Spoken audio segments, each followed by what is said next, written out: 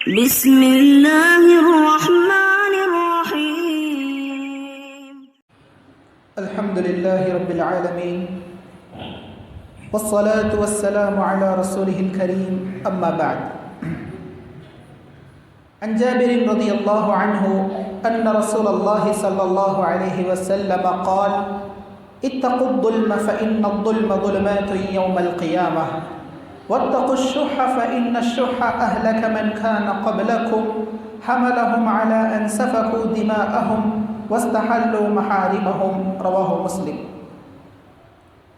حضرت جابر رضی اللہ تعالی عنہ سے روایت ہے کہ رسول اللہ صلی اللہ علیہ وسلم نے ارشاد فرمایا، ظلم کرنے سے بچو، اس لیے کہ ظلم قیامت والے دن اندھیروں کا باعث ہوگا، اندھیرے کی شکل میں ہوگا۔ اور بخل سے بچو، بخیلی سے بچو، اس لیے کہ بخل نے ہی ان لوگوں کو ہلاک کیا جو تم سے پہلے تھے۔ اس بخل نے انہیں اپنوں کا خون بہانے اور حرام چیزوں کو حلال سمجھنے پر آمادہ کیا۔ اس حدیث کو امام مسلم رحمہ اللہ نے روایت کیا ہے۔ راوی حدیث حضرت جابر رضی اللہ تعالی عنہ ہے۔ اس حدیث میں اللہ کے نبی صلی اللہ علیہ وسلم نے دو باتوں سے منع کیا ہے۔ فرمایا کہ ظلم کرنے سے بچو، کیونکہ ظلم کل قیامت کے دن اندھیروں کی شکل میں ہوگا، اور کہا کہ بخیلی نہ کیا کرو، بخل سے بھی بچو، کنجوسی سے بچو، کیونکہ بخیلی نے ہی تم سے پہلے لوگوں کو ہلاک کر دیا ہے، اور اس بخل نے انہیں اپنوں کا خون بہانے اور حرام چیزوں کو حلال سمجھنے پر ابھارا ہے یا آمادہ کیا ہے۔ سب سے پہلی چیز ظلم دو قسم کا ہوتا ہے۔ پہلی قسم ایسا ظلم جو اللہ کے حقوق سے تعلق رکھتا ہے، اور دوسری قسم ایسا ظلم جو بندوں کے حقوق سے تعلق رکھتا ہے۔ جو ظلم اللہ کے حقوق سے تعلق رکھتا ہے وہ عظیم ظلم ہے، سب سے بڑا ظلم ہے اور سب سے بڑے گناہ کا باعث ہے، اور اسی کو شرک کہا جاتا ہے۔ اللہ کے ساتھ شرک کرنا، اللہ کے ساتھ کسی اور کو شریک کرنا، اللہ کی عبادت میں کسی کو شریک کرنا، یہ شرک ہے اور یہ سب سے بڑا ظلم ہے، اور یہ ایسا ظلم ہے جو اللہ کے حق سے تعلق رکھتا ہے۔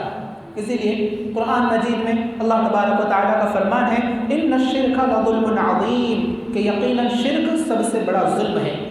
ایک مرتبہ نبی کریم صلی اللہ علیہ وسلم سے پوچھا گیا، کسی صحابی نے نبی کریم صلی اللہ علیہ وسلم سے پوچھا کہ ای الذنب اعظم، اے اللہ کے نبی کون سا گناہ سب سے عظیم ہے، کون سا گناہ سب سے بڑا ہے؟ تو اللہ کے نبی صلی اللہ علیہ وسلم نے فرمایا، ان تجعل للہ ندا وهو خلقک، کہ تم اللہ کے ساتھ کسی کو شریک ٹھہراؤ، اللہ کا کوئی ہمسایہ بناؤ جبکہ اللہ نے تمہیں پیدا کیا ہے۔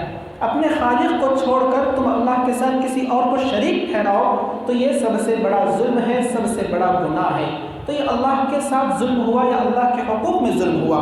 اور دوسری قسم جو ہے ایسا ظلم جو بندوں کے حقوق سے تعلق رکھتا ہے، اور یہ ظلم تین چیزوں پر مشتمل ہے، اور اسے نبی کریم صلی اللہ علیہ وسلم نے بیان کیا ہے خطبہ حجۃ الوداع میں۔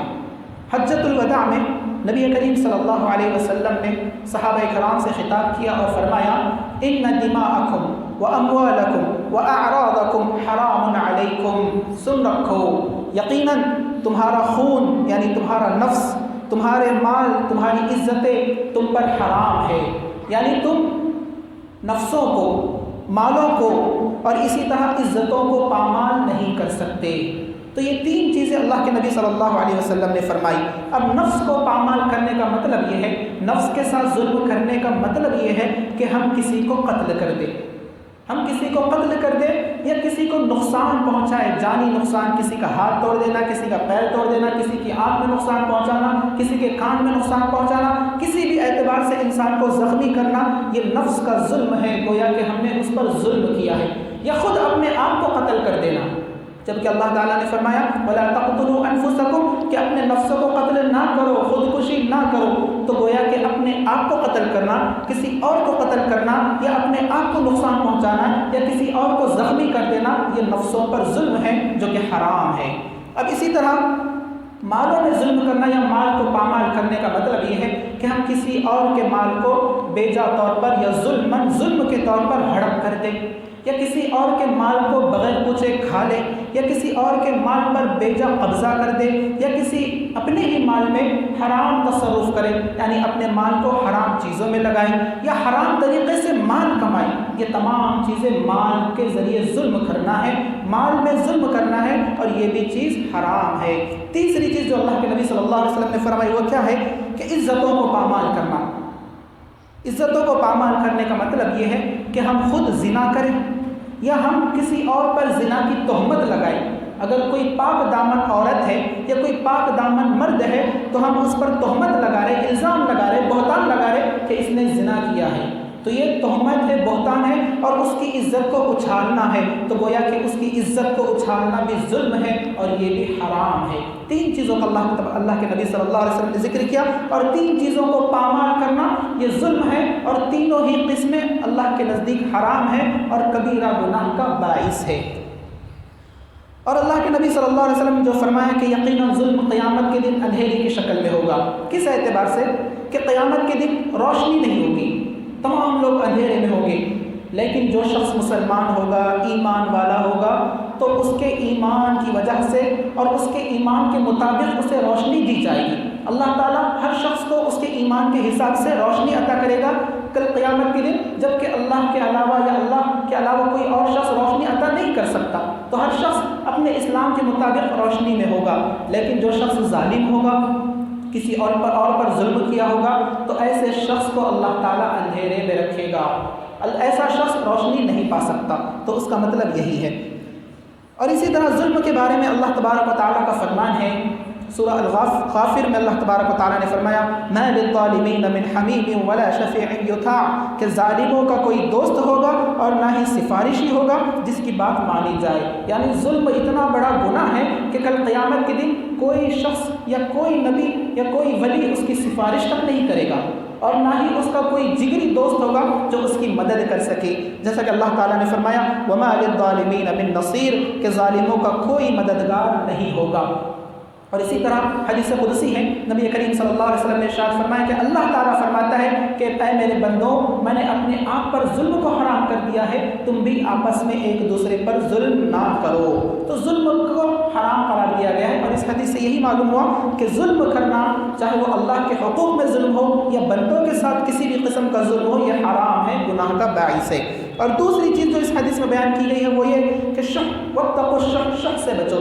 شح کہا جاتا ہے مال کی شدید محبت یا بخیلی کرنا، مال کو جمع کر کے رکھنا اور خرچ نہیں کرنا، یہ شح کہلاتا ہے۔ تو اللہ کے نبی صلی اللہ علیہ وسلم نے فرمایا یہی بخیلی تم سے پہلے لوگوں کو ہلاک کر کے رکھ دی، اور یہی بخیلی، اسی بخیلی کی وجہ سے لوگوں نے کیا کیا؟ اپنوں ہی کا خون بہا دیا، اپنوں کا خون بہا دیا اور حرام چیزوں کو حلال سمجھ لیا۔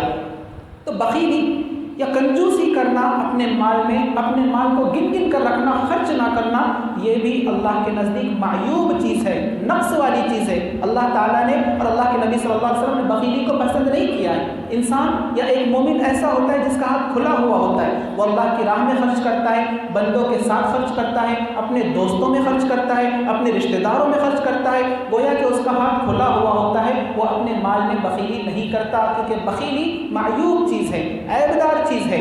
اور اسی طرح اللہ کے نبی صلی اللہ علیہ وسلم نے بخیلی سے منع کیا ہے۔ اور شدید مال کی حرص کو بھی بخیلی کہا جاتا ہے۔ جو شخص دنیا سے بہت زیادہ محبت کرتا ہے اور مال سے بہت زیادہ محبت کرتا ہے، تو ایسا ہی شخص اپنے مال میں بخیلی کرتا ہے، مال کو جمع کر چھپا کر لوگوں سے رکھتا ہے۔ کیوں؟ کیونکہ وہ مال کو بہت زیادہ پسند کرتا ہے۔ اور یہی وہ بخیلی ہے کہ جس کی وجہ سے وہ اپنوں کا خون تک بہا دیتا ہے، اور یہی وہ بخیلی ہے جس کی وجہ سے وہ حلال کمائی کو چھوڑ کر حرام کمائی میں گھس جاتا ہے۔ اسی لیے نبی کریم صلی اللہ علیہ وسلم نے پیشن گوئی کی تھی، فرمایا لَيَأْتِيَنَّ عَلَى النَّاسِ زَمَانٌ لَا يُبَالِي الْمَرْءُ بِمَا أَخَذَ الْمَالَ أَمِنَ الْحَلَالِ أَمْ مِنْ حَرَامٍ، کہ لوگوں پر ایک ایسا وقت آنے والا ہے، لوگوں پر ایک ایسا وقت آئے گا کہ لوگ اس بات کو نہیں دیکھیں گے کہ جو ہم مال کما رہے ہیں حلال طریقے سے کما رہے ہیں یا حرام طریقے سے کما رہے ہیں، کیونکہ لوگ صرف اور صرف مال کو جمع کرنے کی کوشش کریں گے۔